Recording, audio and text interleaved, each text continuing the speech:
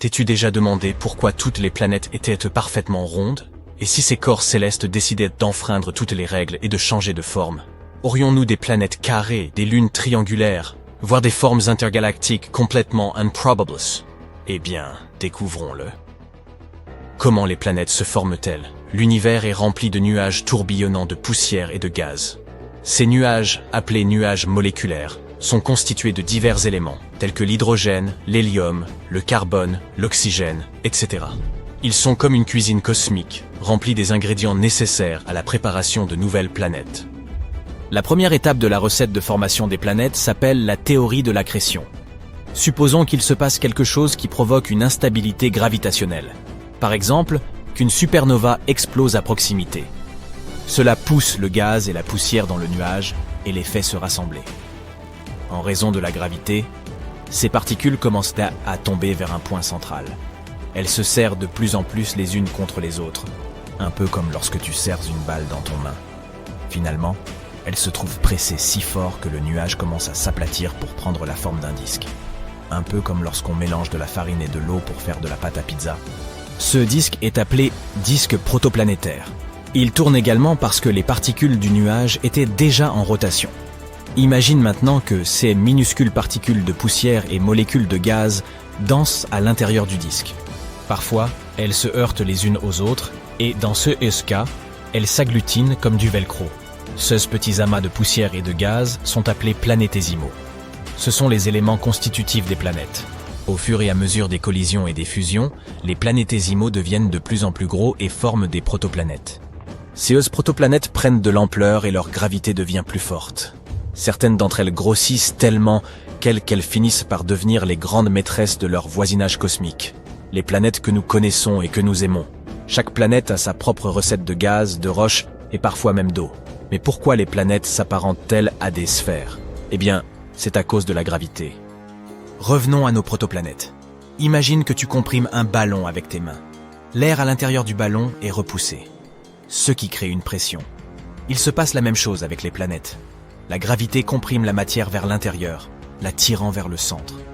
Et comme la gravité agit également dans toutes les directions, elle attire la matière de tous les côtés vers le centre de masse, ce qui donne une forme sphérique.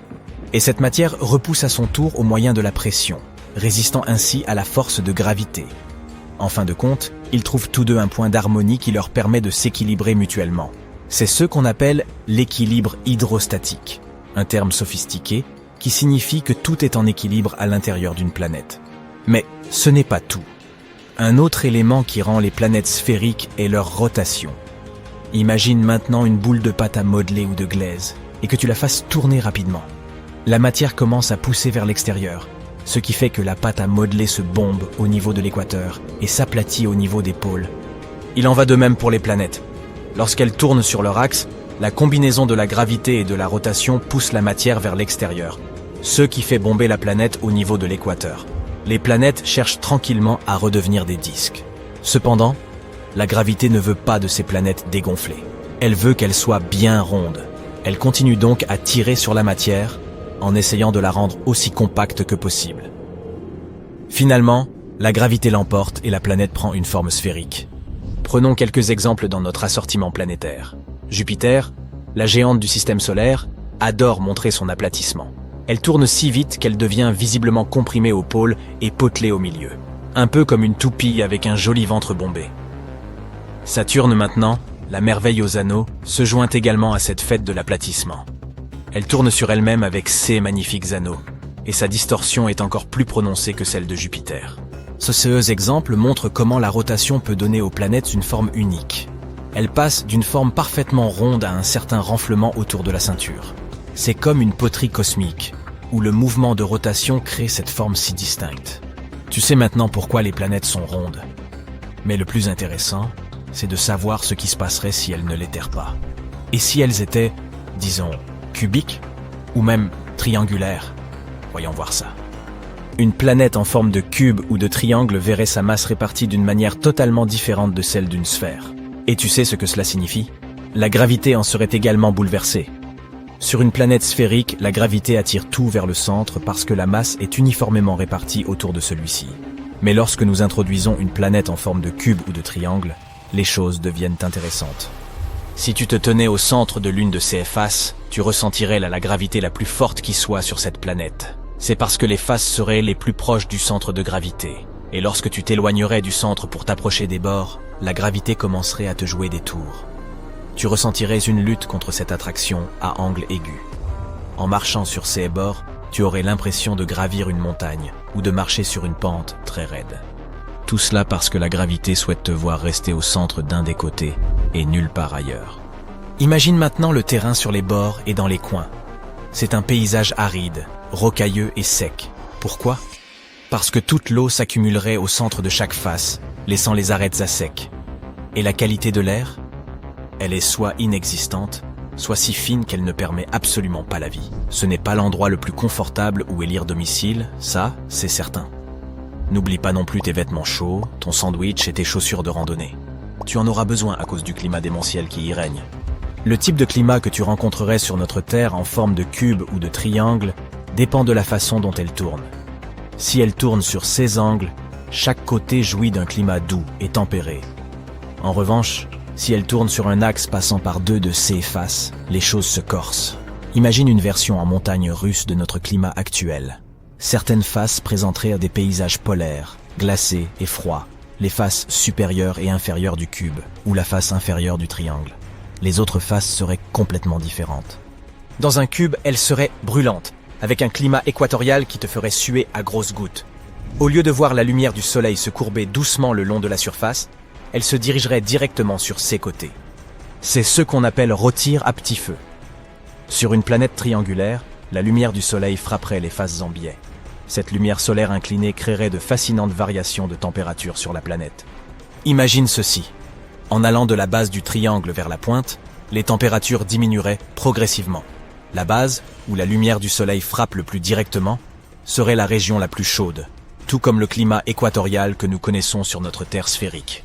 Mais à mesure que l'on s'aventurerait vers la pointe, l'angle de la lumière solaire s'avérerait moins direct, ce qui entraînerait des températures plus froides. Mais la base est toujours sombre et froide elle-même, car la lumière du soleil ne l'atteint pas directement. Le triangle présenterait donc des changements de température et de zones climatiques complètement insensés. D'ailleurs, tu connais cette couverture d'air douillette que l'on appelle l'atmosphère. Sur notre Terre angulaire, les choses seraient un peu plus compliquées. La gravité s'exercerait plus fortement à partir du centre de chaque face. Résultat, l'atmosphère connaîtrait des changements radicaux. Imagine un peu, au centre de chaque face, là où la gravité est la plus forte, l'atmosphère se rassemblerait et s'épaissirait. Elle s'apparenterait à une mégalopole gazeuse, pleine de molécules d'air. Mais au fur et à mesure que l'on s'aventurerait vers les bords, les choses commenceraient à se raréfier. L'air deviendrait beaucoup moins dense et par là même plus rare. Ainsi, respirer le long des arêtes serait un véritable défi. Et ces bords seraient un environnement extrêmement difficile au développement de la vie. De plus, une atmosphère plus fine signifie moins de protection contre les radiations et les vents solaires. Les coins et les bords seraient donc extrêmement dangereux pour les humains. Bien sûr, tout ceci n'est qu'une exploration ludique de ce qui pourrait être. Notre Terre aime sa forme sphérique et c'est une très bonne chose. Mais il n'y a aucun mal à s'imaginer des possibilités merveilleuses et improbables. Alors, ne bridons pas notre imagination et continuons à nous émerveiller devant les curiosités de notre planète adorée, quelle que soit sa forme. Accroche-toi à ton chapeau. Nous allons embarquer pour un voyage incroyable. À l'aide de scientifiques géniaux et de leurs travaux, nous avons demandé à l'IA de nous ramener 2 milliards d'années en arrière pour nous montrer à quoi ressemblait notre merveilleuse planète à l'époque. Alors, on attache sa ceinture et c'est parti. Sauter dans une machine à voyager dans le temps et aller visiter la Terre quand elle n'était qu'un bébé, il y a environ 4 ou 5 milliards d'années, aurait été une grave erreur. Un chaos total régnait alors. Tout d'abord, le sol était encore en fusion et tout mou, donc faire atterrir ta machine à voyager dans le temps aurait posé quelques problèmes. Et dès ta sortie de l'appareil, tu aurais vu une Terre complètement différente de celle que nous connaissons aujourd'hui. Le paysage était fait de montagnes escarpées, de mers étincelantes et de vastes étendues de terre. D'immenses volcans massifs entraient en éruption en permanence, projetant des gaz et des cendres dans l'air. Un véritable feu d'artifice. Et même si tu avais une super machine capable de planer et dotée de dispositifs de protection contre la chaleur, tu aurais quand même du mal à respirer. Tu vois, l'atmosphère de la Terre primitive était un peu folle. D'épais nuages flottaient dans le ciel en projetant des ombres mystérieuses sur la Terre.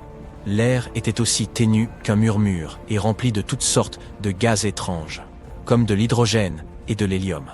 Le dioxyde de carbone était partout, colorant tout d'un vert éclatant. La vapeur remplissait l'air et il faisait très humide. Et il y avait aussi un soupçon d'ammoniac et de méthane, au cas où tout ça ne suffisait pas. Ça fait pas mal de gaz, hein? Mais il manque quelque chose, l'oxygène.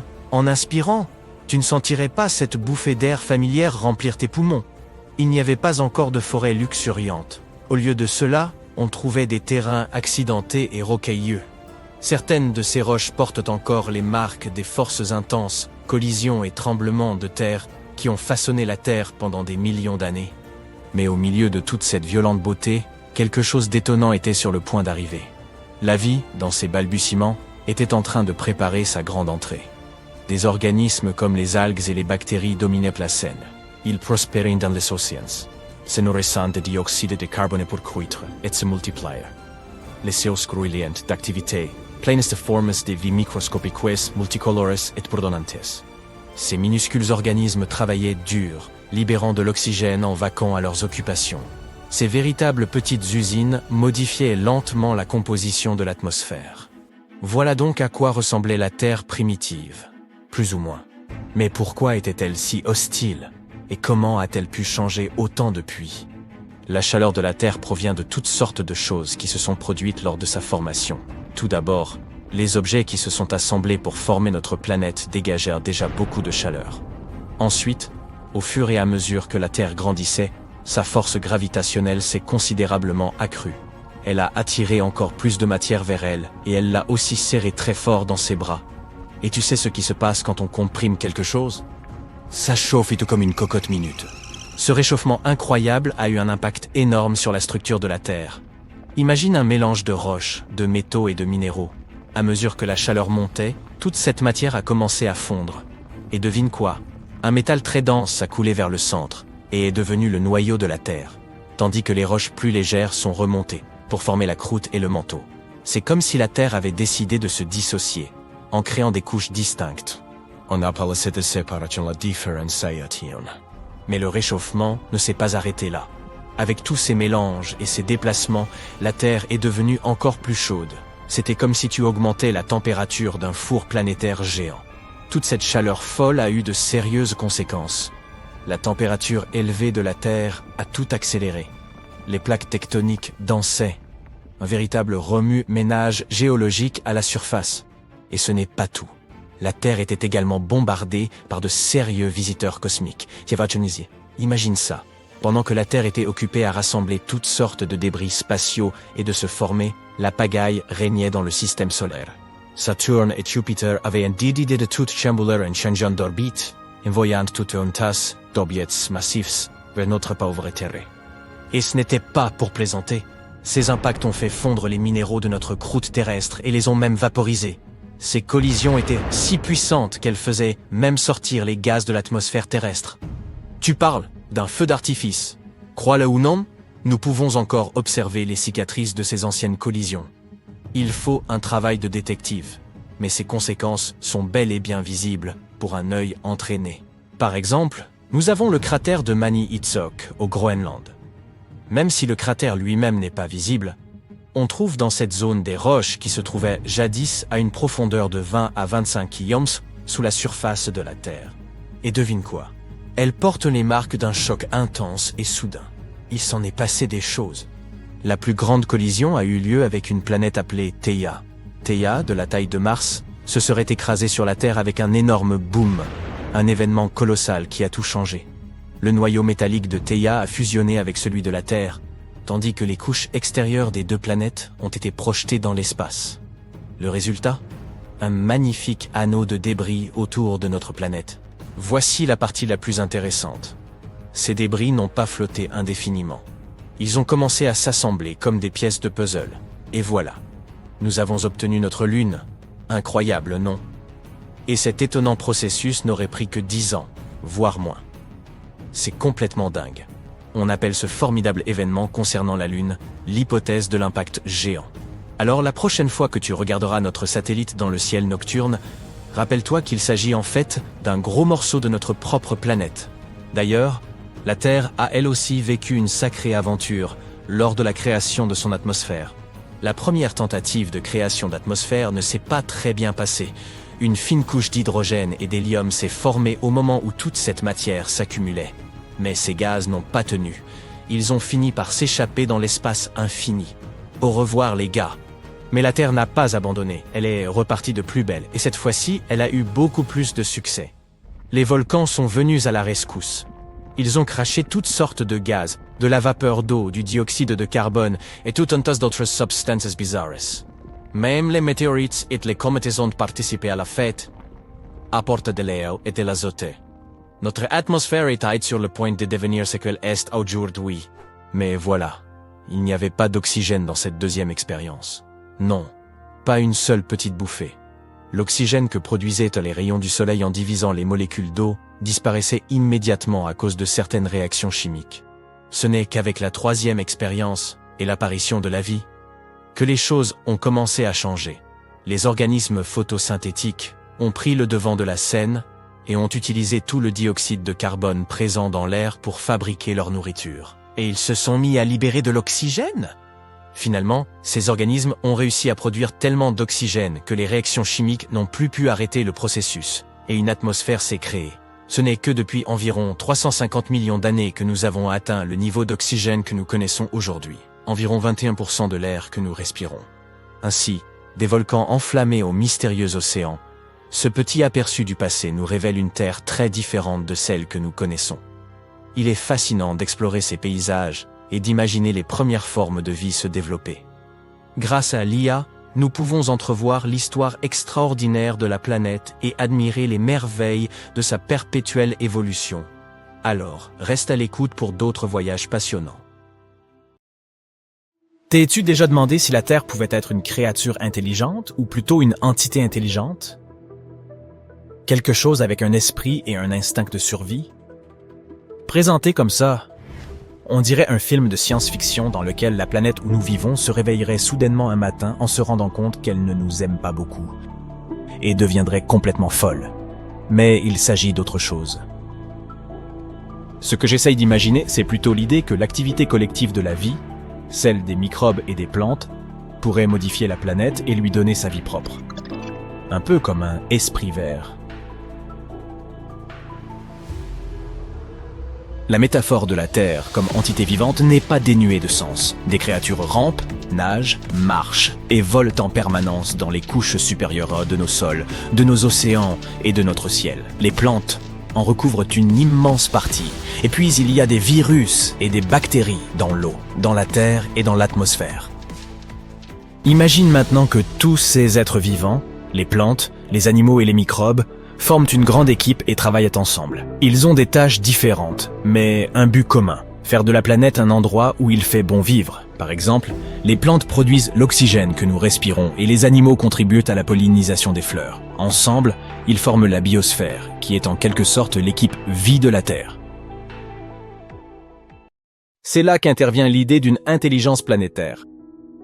Les individus et les groupes peuvent être intelligents, alors pourquoi pas une planète entière ? Les chercheurs pensent que nous devrions mesurer l'intelligence de la Terre en évaluant sa capacité à se maintenir en vie éternellement. Tout comme nous devons travailler ensemble pour survivre, l'intelligence collective d'une planète repose sur la capacité de toutes ces formes de vie à coopérer pour atteindre ce même objectif.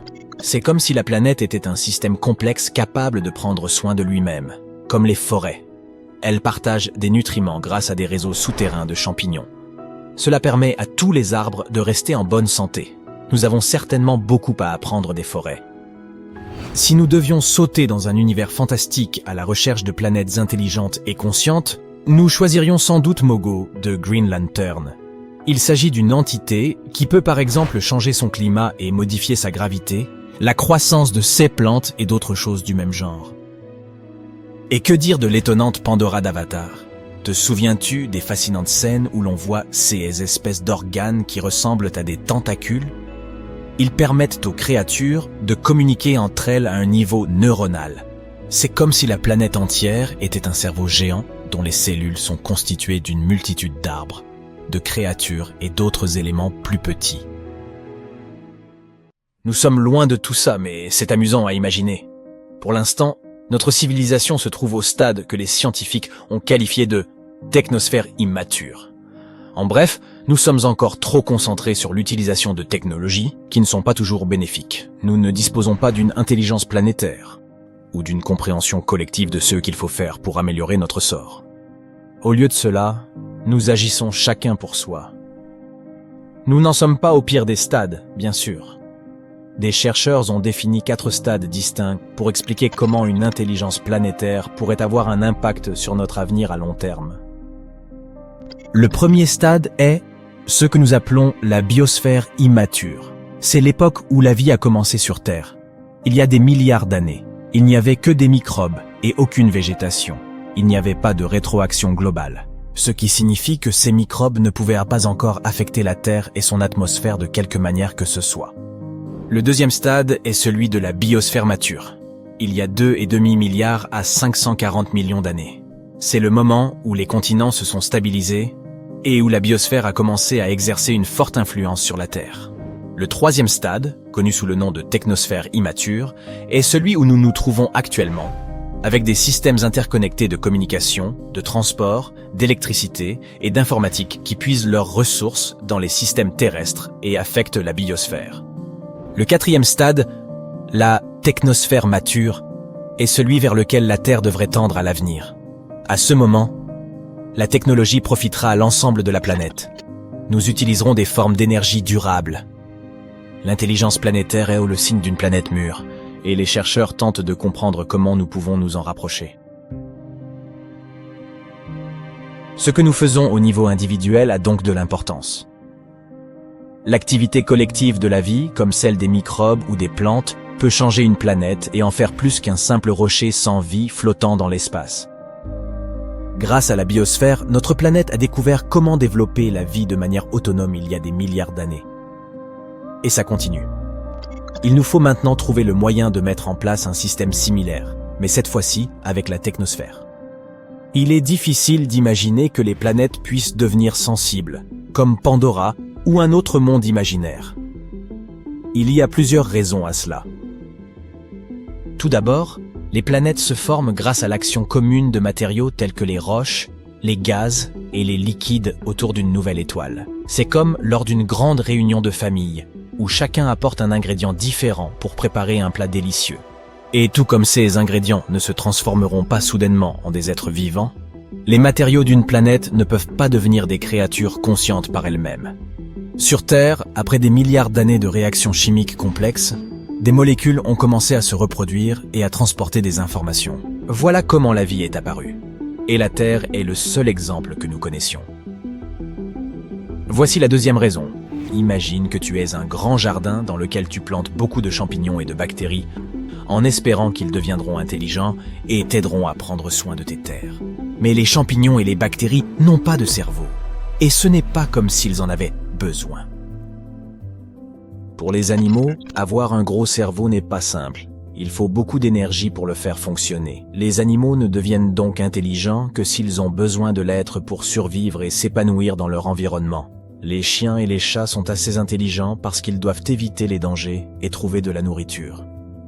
Ils n'ont pas besoin de l'intelligence humaine qui construit des maisons, crée des œuvres d'art ou invente de nouvelles technologies. Il serait donc bien difficile d'amener tous les êtres et toutes les plantes au même niveau d'intelligence.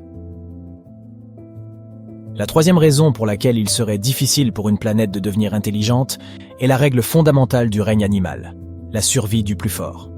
Toutes les créatures rivalisent pour l'accès à l'eau, à la nourriture et à l'espace. Non seulement les différentes espèces sont en concurrence les unes avec les autres, mais les individus d'une même espèce se battent également sans arrêt.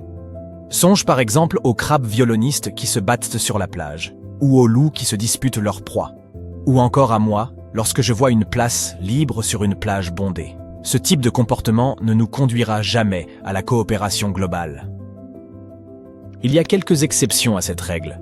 Par exemple, les fourmis. Elles ne sont peut-être pas les créatures les plus futées de la planète. Mais lorsqu'elles forment une colonie, elles peuvent accomplir des choses incroyables. Récolter de la nourriture bien plus grosse qu'elles, construire des fourmilières, élever des petits et même pratiquer l'agriculture. En fait, elles agissent comme un super-organisme, toutes les fourmis travaillant ensemble à la réalisation d'un objectif commun.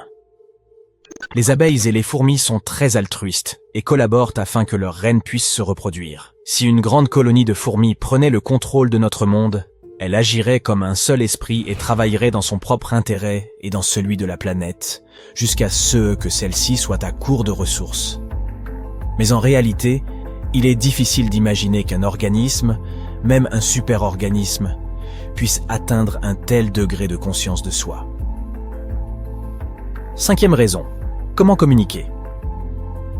Entre eux, les insectes utilisent leurs phéromones et les humains leurs nerfs. Ces deux méthodes fonctionnent bien à une échelle réduite. Mais s'il s'agissait de faire communiquer une entité gigantesque de la taille d'une planète, je doute que ce soit rapide ou efficace. La communication au sein d'une entité comme celle-ci serait beaucoup plus lente que ceux que nous connaissons, avec nos ordinateurs et nos smartphones. Enfin, continuons à rêver de Pandora. 2002 et 2023 ont été des années historiques en matière de découverte de nouveaux mondes fascinants. L'année dernière, la NASA a dépassé les 5000 exoplanètes confirmées. La liste est incroyablement variée. Elle comprend des super-terres rocheuses, des géantes gazeuses comme Jupiter, des géantes de glace comme Neptune, etc. Et ce n'est qu'un début. Il pourrait y avoir plus de 1000 milliards d'exoplanètes rien que dans notre galaxie.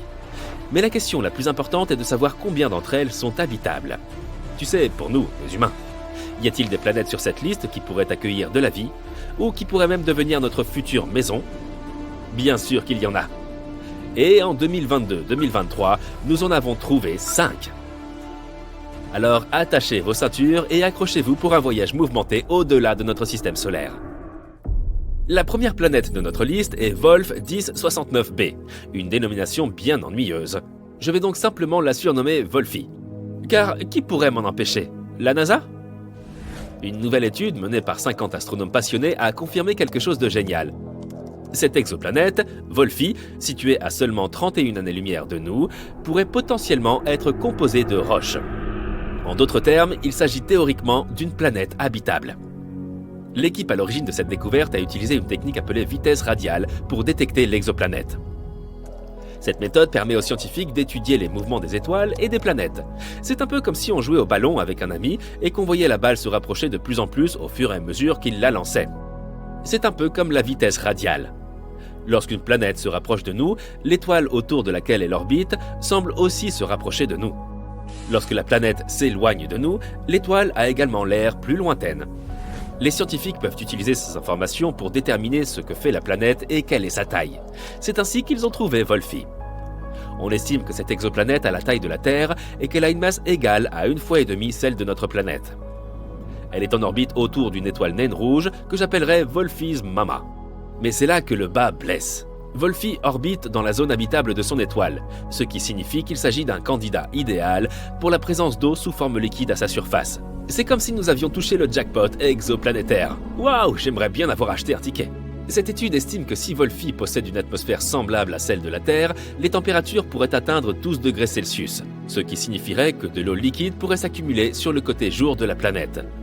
Mais voici le hic. L'exoplanète est verrouillée par son étoile, ce qui signifie que c'est toujours le même côté qui fait face.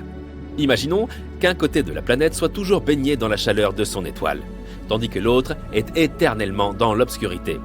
Comme au collège, je plaisante. L'équipe à l'origine de cette découverte estime qu'il s'agit de la meilleure candidate pour des recherches plus approfondies.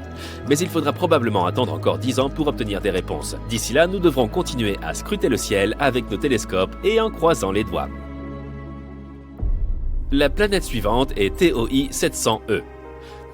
Comment lui trouver un bon surnom? La NASA vient de découvrir une nouvelle planète qui devrait prendre la galaxie d'assaut.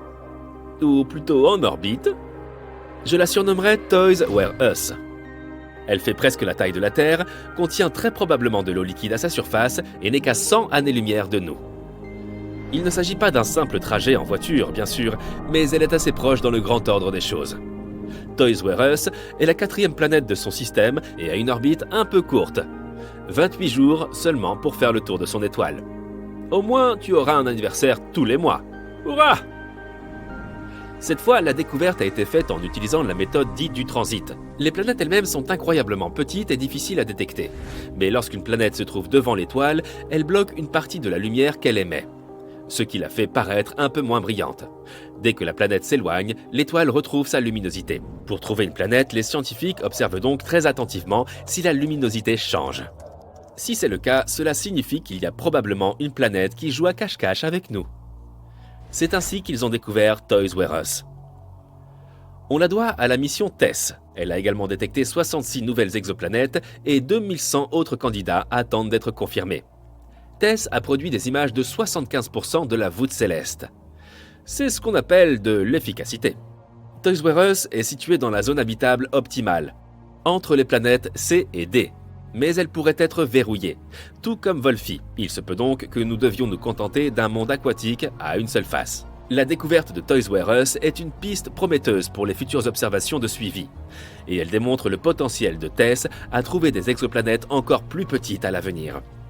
Qui sait, peut-être découvrira-t-on un jour un nouveau foyer pour notre espèce parmi les étoiles, ou du moins un nouveau lieu de vacances. Ensuite, nous avons des jumelles, GJ1002b et GJ1002c. Cette galaxie vient de se rapprocher un peu plus de nous avec la découverte de 2 exoplanètes, que je surnommerai Hansel et Gretel, qui se trouvent à quelques encablures de notre système solaire. En effet, ces 2 planètes semblables à la Terre sont situées à moins de 16 années-lumière, ce qui représente un saut de puce pour l'espace. À titre de comparaison, Proxima Centauri B est l'exoplanète de masse terrestre la plus proche, à 4,2 années-lumière. Ces 2 nouvelles voisines sont donc parmi les plus proches de nous. Elles sont toutes 2 en orbite autour d'une étoile naine rouge dont la masse équivaut à peine à 1/8 de celle du Soleil. Elle est plutôt froide et peu lumineuse, mais ce n'est pas grave car les 2 planètes en sont très proches. Hansel met 10 jours à tourner autour de son étoile, tandis que Gretel met un peu plus de 21 jours. Encore des anniversaires en plus, j'imagine. La découverte a été faite par une équipe scientifique internationale et n'a pas été une mince affaire. L'équipe a dû travailler avec 2 instruments, Espresso et Carmenes. Le résultat? Un café latte? Non. Ce qu'ils ont obtenu, ce sont des mesures si précises que l'on peut pratiquement compter le nombre de cratères à la surface des planètes. En effet, les planètes sont situées dans la zone habitable de leur étoile et ont une taille parfaite, ce qui en fait des candidates idéales pour de futures études sur l'atmosphère. Le principal responsable de l'étude a déclaré « La nature semble vouloir nous montrer que les planètes semblables à la Terre sont très répandues. Grâce à ces 2 planètes, nous en connaissons désormais 7 dans des systèmes planétaires très proches du Soleil.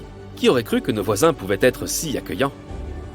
En conclusion, la découverte de Hansel et Gretel est un pas de géant pour l'humanité. Alors, levons tous nos verres de H2O, ou de ce que l'on boit sur les exoplanètes, et célébrons-la. La dernière planète de notre liste est LP-890-9C. Je l'appellerai Bob. Cette super-Terre, située à environ 98 années-lumière, est 40% plus grande que notre planète. De plus, elle a une jumelle, que je surnommerai Ray, qui est jusqu'à 65% plus grande que la Terre. Plus on a d'espace, et mieux c'est, non ? Les 2 planètes sont en orbite autour de l'étoile naine rouge. Malheureusement, Ray est très chaude au toucher, avec une température estimée à 123 degrés Celsius. Gaffe à tes mains, donc. Son frère, Bob, est situé dans la zone habitable de son étoile, ce qui en fait un candidat de choix pour l'apparition de la vie. Mais n'oublions pas que la température réelle des planètes dépend de leur atmosphère. Il est possible que Bob, la planète la plus éloignée, soit victime d'un emballement de l'effet de serre, ce qui la ferait ressembler davantage à Vénus qu'à la Terre. Elle pourrait donc être trop chaude pour être habitable. Mais ne perdons pas espoir. Le télescope spatial James Webb, lancé en décembre 2021, est sur les rangs. Grâce à sa technologie de pointe et à ses puissants instruments, dont des spectrographes, il peut scruter l'atmosphère des exoplanètes et révéler celles qui pourraient être habitables. Voyons ce qu'il va découvrir. Cette planète a été classée comme la 2e planète terrestre à zone habitable la plus favorable. Elle figure désormais sur la liste des 7 autres planètes semblables à la Terre, toutes situées à environ 40 années-lumière de nous. Peut-être deviendront-elles nos nouvelles habitations dans le futur? Oui, je sais que nous pourrions déjà prendre soin de la maison que nous avons actuellement, mais d'ici là, il faut profiter de ce moment et célébrer toutes ces découvertes. Qui sait combien de planètes nous trouverons encore à l'avenir, compte tenu des progrès technologiques réalisés chaque année? Des milliers? Des millions? Pendant ce temps, Bob et Ray, Hansel et Gretel, Toys R Us, Wolfie et sa maman, tous seront là à nous attendre.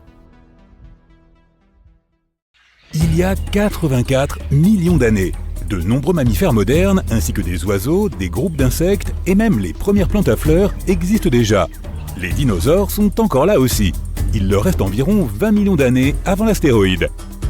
Le T-Rex, un chasseur intrépide, devient le roi des dinosaures. Et la Terre s'est inclinée de 12 degrés. Imagine notre planète comme une truffe au chocolat. L'enveloppe est dure, le centre est visqueux, avec une matière semi-solide. Sa couche supérieure, la croûte, est constituée de plaques tectoniques qui sont comme des puzzles. Les continents et les océans reposent sur ces plaques. Il y a 84 millions d'années, le manteau et la croûte ont commencé à tourner autour du noyau externe de notre planète, puis sont revenus en arrière. Si tu avais pu voir cela depuis l'espace, on aurait dit que la planète entière s'était renversée d'un côté. Aujourd'hui, cela aurait déplacé la ville de New York, là où se trouve la Floride. Disons que notre planète est comme une toupie. Elle tourne parfaitement si le poids sur la toupie est uniformément réparti. Mais si tu déplaces une partie du poids vers un côté, elle s'incline. Cela peut être dû au déplacement des plaques tectoniques et au fait que l'une d'entre elles s'enfonce sous une autre. Nous pourrions être en train de boire de l'eau plus ancienne que notre système solaire. Certains scientifiques pensent que l'eau que nous avons sur Terre pourrait provenir de grains de glace qui flottaient dans une sorte de nuage spatial il y a plus de 4,5 milliards d'années. Les lacs ne sont pas toujours paisibles et relaxants. Ils peuvent aussi exploser. Cela se produit lorsqu'il y a des gaz volcaniques sous la surface qui peuvent éclater, remonter à la surface et causer de gros dégâts. La rotation de la Terre ralentit avec le temps. Chaque année, la Lune reçoit un peu d'énergie de notre planète et s'en éloigne lentement. Ces deux phénomènes allongent nos journées, mais très lentement, environ 1,4 millisecondes tous les 100 ans. Cela signifie que lorsque les dinosaures existaient, la journée durait 23 heures. Notre planète était autrefois violette. Selon une théorie, les anciens microbes ne comptaient pas sur la chlorophylle pour absorber le soleil, mais sur d'autres molécules. Elles absorbaient la lumière verte et renvoyaient une jolie couleur violette. Chaque fois que tu te baignes dans l'océan, souviens-toi que tu nages au-dessus de plus de 700 000 milliards de dollars en or. Non, pas au fond de l'océan en attendant que quelqu'un le sorte, mais dans de minuscules particules dispersées partout dans l'eau. L'endroit le plus profond de notre planète est la fosse des Mariannes, un endroit situé dans l'océan Pacifique, sous la surface de la mer. Mais l'endroit le plus profond qui n'est pas recouvert par l'océan se trouve en Antarctique. Techniquement, il est caché sous d'épaisses et profondes couches de glace. C'est à plus de 2500 mètres sous le niveau de la mer. Chaque jour, 60 tonnes de poussière tombent de l'espace sur notre planète. Il est probable que tu inhales une bonne quantité de cette poussière cosmique en allant simplement au travail. Il s'agit de poussière, de petites particules provenant de comètes, de météorites et de certains autres corps spatiaux. Dallol, en Éthiopie, est l'endroit habité le plus chaud de notre planète. Entre 1960 et 1966, la température était de 41 degrés Celsius et même en hiver, la température monte à 37 degrés Celsius en moyenne. 8 minutes et 20 secondes, c'est le temps que met la lumière du Soleil pour aller du Soleil jusqu'à notre planète. C'est encore peu comparé au temps nécessaire à la lumière pour atteindre Pluton, 5h30. Près de 70% de l'eau douce dont nous disposons dans le monde est retenue dans les calottes glaciaires et les glaciers. Plus de 96% de la quantité totale d'eau sur Terre se trouve dans les océans. La Terre est comme une sorte de gros aimant. Son noyau interne est une sphère constituée de fer solide entourée de fer liquide. Toutes ces variations et ces changements de densité et de température créent une sorte de force qui fait que le fer produit des courants électriques. Ces courants sont alignés par la rotation de la planète et ensemble, ils créent un champ magnétique. Il y a beaucoup d'étoiles dans la Voie lactée, 100 milliards, mais beaucoup plus d'arbres sur notre seule planète, environ 3000 milliards. Tu peux dire quel est l'âge de l'arbre que tu regardes grâce à ces cercles. Ils peuvent également te renseigner sur les conditions d'une année spécifique. Lorsque ces anneaux sont fins, cela signifie qu'il y a eu une sécheresse, tandis que les anneaux épais indiquent qu'il s'agissait d'une période pluvieuse. La Terre est une planète magique où même les pierres peuvent marcher. Du moins certaines d'entre elles dans la vallée de la mort en Californie. Elles laissent des traces pour que tu puisses suivre le chemin qu'elles ont parcouru. Certains des plus gros rochers ont laissé derrière eux des traces qui pouvaient atteindre 460 mètres de long. Les rochers dont le bas est lisse se déplacent librement, tandis que ceux dont la surface est rugueuse ont tendance à laisser des traces droites. Le monde qui nous entoure est constitué d'atomes, et il semble être solide. Mais 99,99% d'entre eux sont juste de l'espace vide. Un atome n'est qu'un noyau très petit et un nuage d'électrons qui l'entoure. Ces électrons sont des particules, mais ils agissent comme des vagues. Ils ne sont pas concentrés en un seul point, mais répartis sur une gamme de probabilités et occupent beaucoup d'espace. En supprimant l'espace vide de nos atomes, tous les humains pourraient tenir dans un espace très réduit, comme le volume d'un morceau de sucre. L'Australie se déplace lentement vers le nord, de 7 cm par an, à cause des mouvements tectoniques. L'Australie se trouve au sommet de plaques tectoniques continentales qui se déplacent plus rapidement que les autres.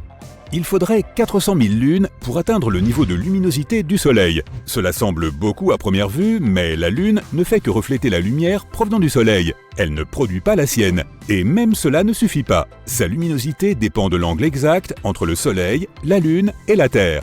La planète sur laquelle nous vivons avait autrefois 2 lunes. Ou du moins, certains scientifiques le pensent. Ils croient que le côté de la Lune qui fait face à la Terre est relativement plat et bas, tandis que l'autre côté est beaucoup plus épais et a plus de croûte. La théorie dit qu'il y avait autrefois une deuxième Lune qui entrait en collision avec ce côté plus épais. Certains pensent qu'il y a toujours une deuxième Lune. Il pourrait s'agir non pas d'un corps spatial géant que nous pouvons clairement voir dans le ciel, mais d'une sorte de petit astéroïde attiré dans l'orbite de la Terre. L'air n'est pas composé principalement d'oxygène, il est composé à 78% d'azote. Si tu veux voir des rochers très escarpés, va au Canada, au parc national Ahuhuituk. Il possède le plus grand dénivelé du Canada, la falaise la plus haute et la plus abrupte, avec 105 degrés de surplomb et 1220 mètres de roche. Une équipe de 4 hommes américains a finalement réussi à atteindre le sommet en 1985, bien qu'il y ait eu 30 tentatives pour cela auparavant. Il leur a fallu 33 jours pour y parvenir.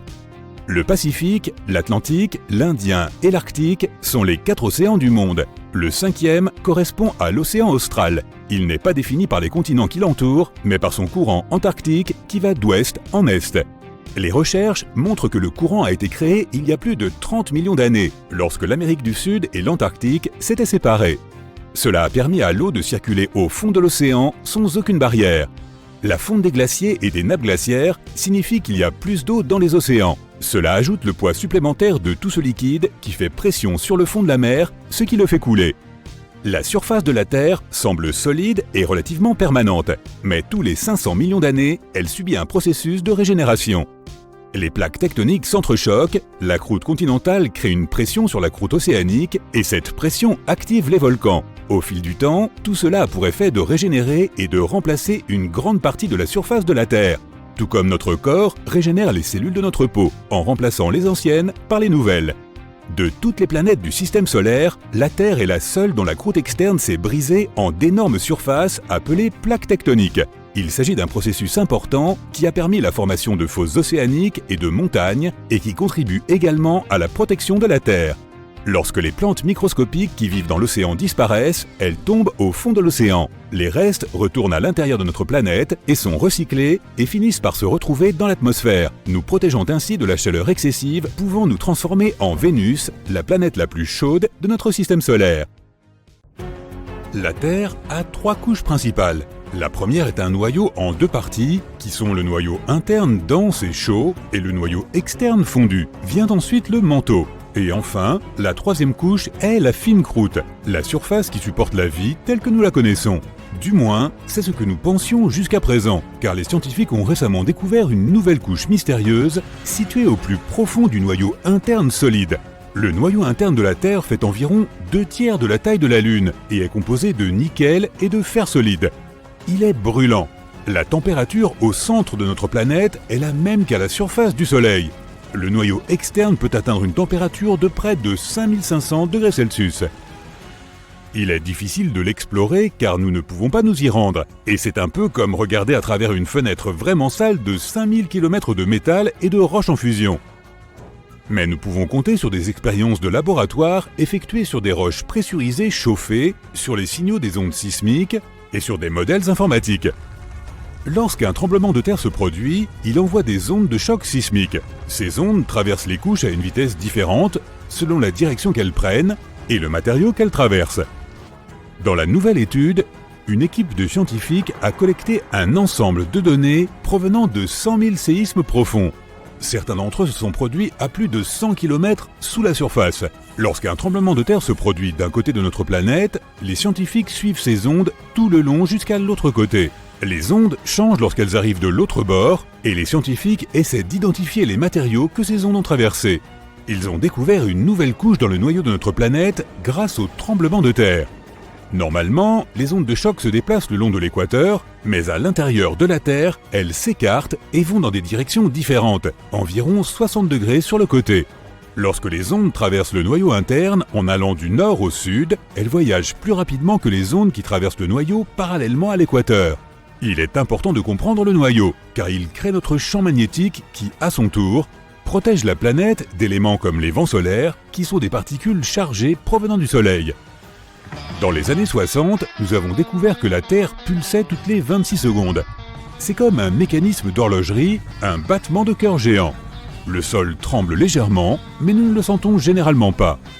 Les chercheurs peuvent toutefois enregistrer ce tremblement. Certains d'entre eux pensent que le plateau continental se présente comme un énorme déferlement de vagues sous les océans. Par exemple, la partie la plus haute du continent nord-américain tombe dans une profonde plaine abyssale. Une théorie stipule que les vagues frappent cet endroit en produisant des impulsions régulières. C'est comme si tu avais toutes sortes de tambours, que tu les frappais avec tes mains et que tu frappais accidentellement l'endroit précis qui produit le bang harmonique pour faire trembler notre planète entière. Si cette théorie est vraie, nous avons de la chance qu'il n'y ait pas d'autre point comme celui-ci qui puisse faire trembler la Terre. D'autres scientifiques pensent que la pulsation se produit parce qu'il y a un volcan près du point critique, l'île de Sao Tomé, dans la baie de Bonny. Tu marches, tu cours, tu sautes, mais quand tu t'arrêtes, tu as toujours l'impression d'être immobile. En réalité, tu es en mouvement même lorsque tu es parfaitement immobile, car notre planète est toujours en mouvement.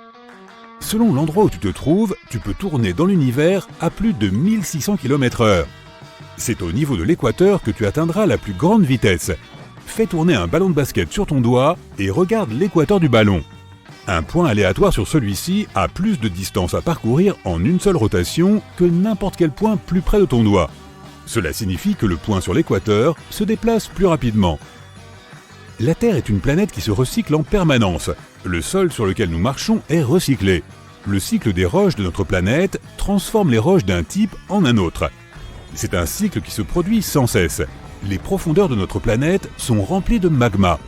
Lorsque le magma sort à la surface, il durcit pour devenir de la roche. Les processus tectoniques, comme l'activité volcanique, les tremblements de terre, la formation de montagnes et tous les autres processus qui façonnent la surface de notre planète, apportent cette roche à la surface de la Terre.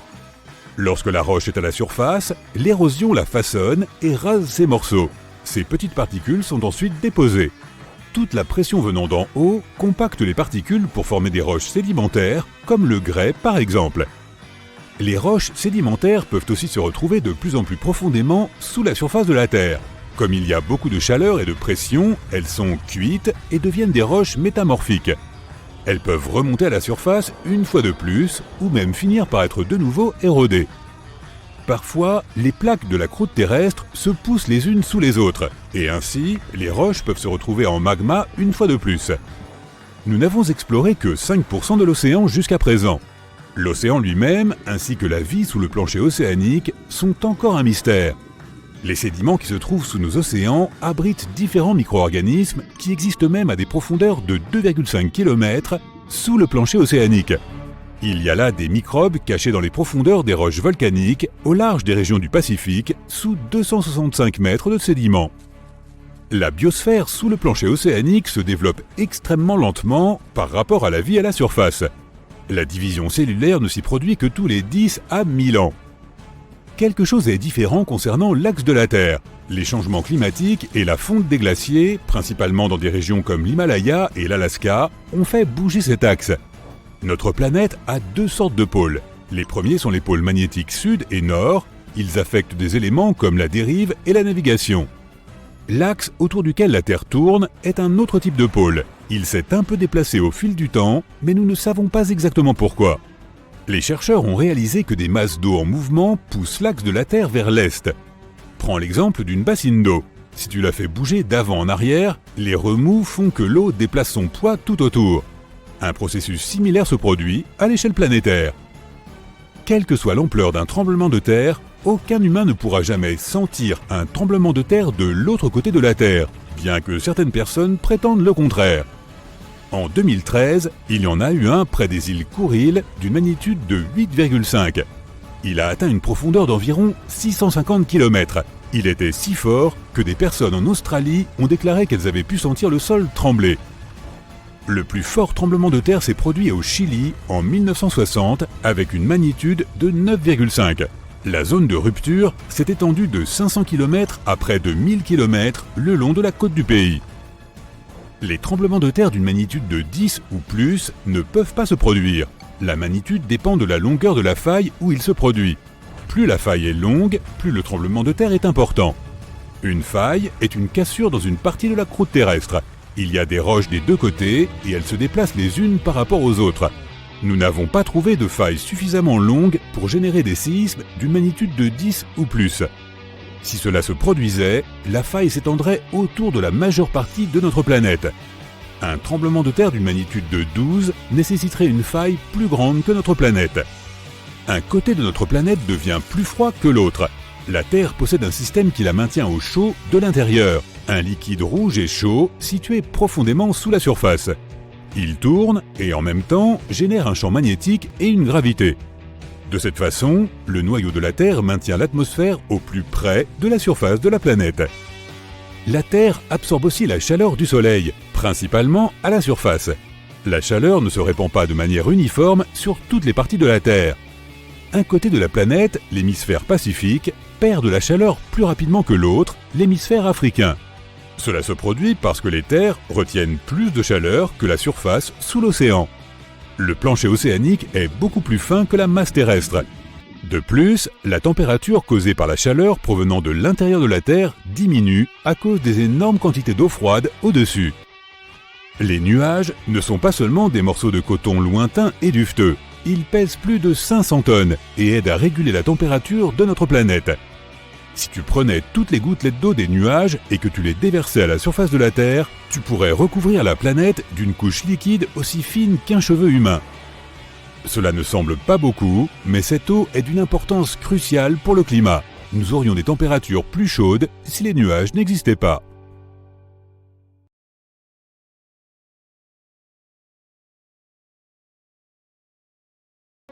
Je ne sais pas à qui j'écris ceci ni pourquoi. Après tout, c'est la fin du monde, donc tout le monde sait tout ce que j'ai à dire de toute façon. Mais d'une manière ou d'une autre, j'ai l'impression que je dois le raconter à quelqu'un, alors... Cela a commencé par de légères secousses provenant du sous-sol. Personne n'y a vraiment prêté attention, surtout dans les régions à forte activité sismique. Les gens pensaient que ce n'était que des tremblements de terre mineurs. Ils en parlaient dans les journaux, mais peu s'en souciaient. Mes parents... Je n'avais que 12 ans à l'époque, étaient parmi ceux qui s'en souciaient, mais gardons cela pour plus tard. En un an seulement, les secousses sont devenues beaucoup plus fortes et plus fréquentes. Dans certaines régions, elles se sont transformées en véritables tremblements de terre, causant beaucoup de dégâts dans les villes et les villages. Pire encore, des volcans auparavant en sommeil ont commencé à se réveiller. Les gens du monde entier ont commencé à s'alarmer. Les scientifiques ont beaucoup parlé du changement climatique et de l'impact de l'humanité, mais il était évident que personne n'avait vraiment de réponse définitive. La situation ne s'est pas améliorée non plus. Au fil des mois, les tremblements de terre et les éruptions volcaniques ont progressivement augmenté en puissance et en fréquence. Au début, une seule catastrophe naturelle majeure par mois était signalée, mais en 2 ans, il y en a eu au moins 4 dans la même période, aux 4 coins du monde. Même les régions normalement calmes ont souffert de tremblements de terre, et des tsunamis en ont résulté. Les gens ont essayé de s'adapter, mais tout se déroulait trop vite pour pouvoir réagir de manière adéquate. Tout ce qu'il nous restait à faire était d'apprendre à être toujours prêts à quitter nos maisons et à nous enfuir.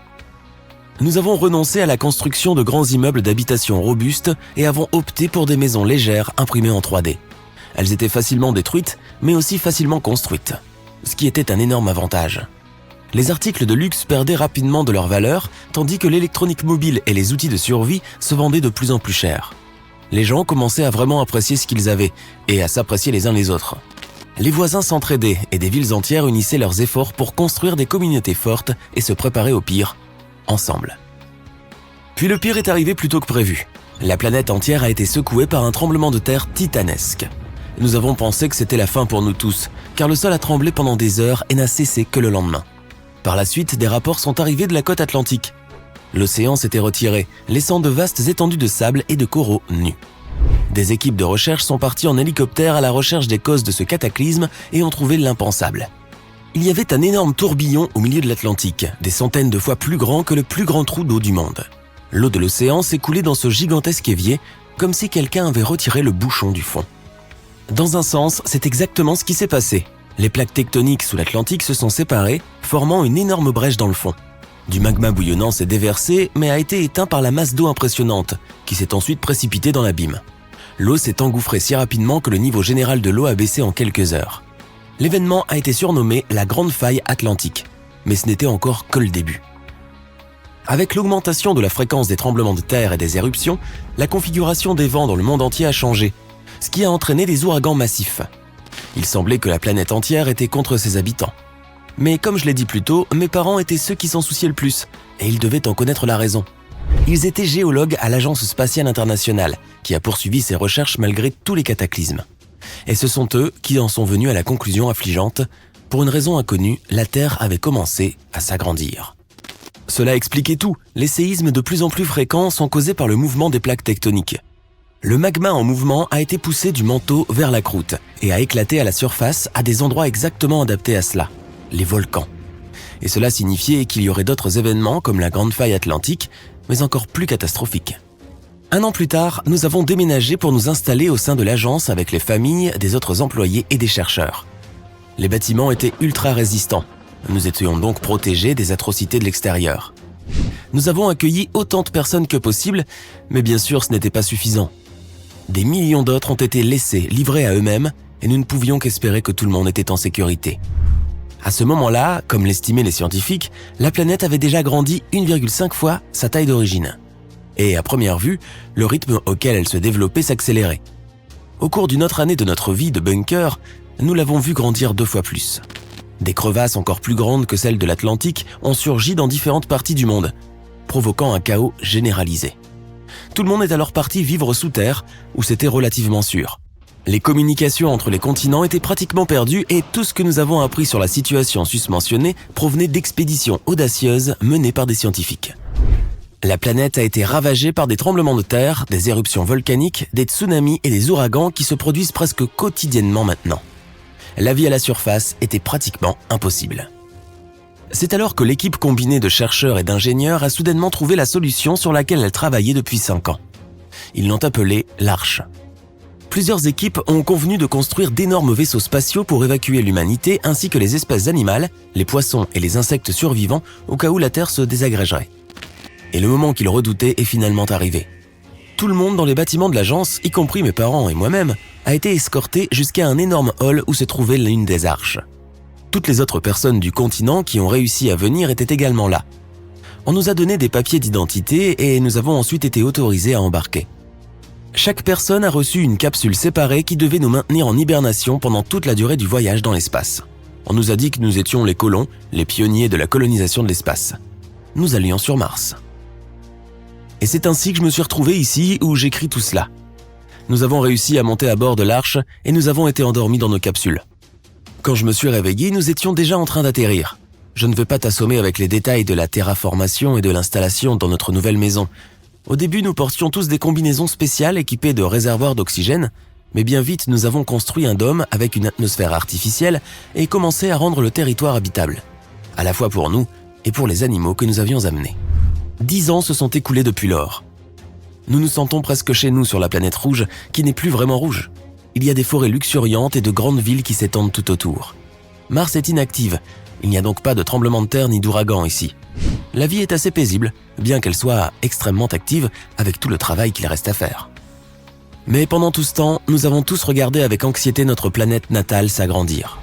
Au début, elle était à peine visible dans le ciel nocturne, mais au fil des mois, elle est devenue de plus en plus apparente, jusqu'à ce qu'un jour elle puisse être observée en détail à l'œil nu.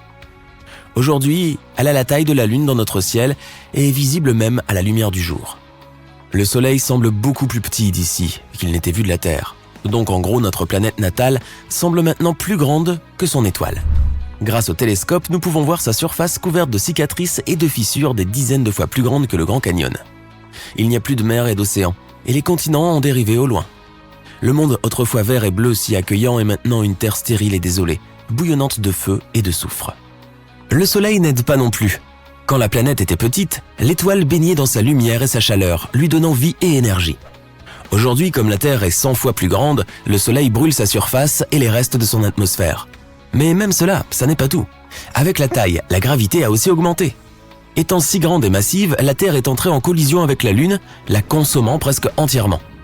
Vénus, qui était similaire à la Terre précédente, a commencé à être tirée vers la planète qui a soudainement grandi.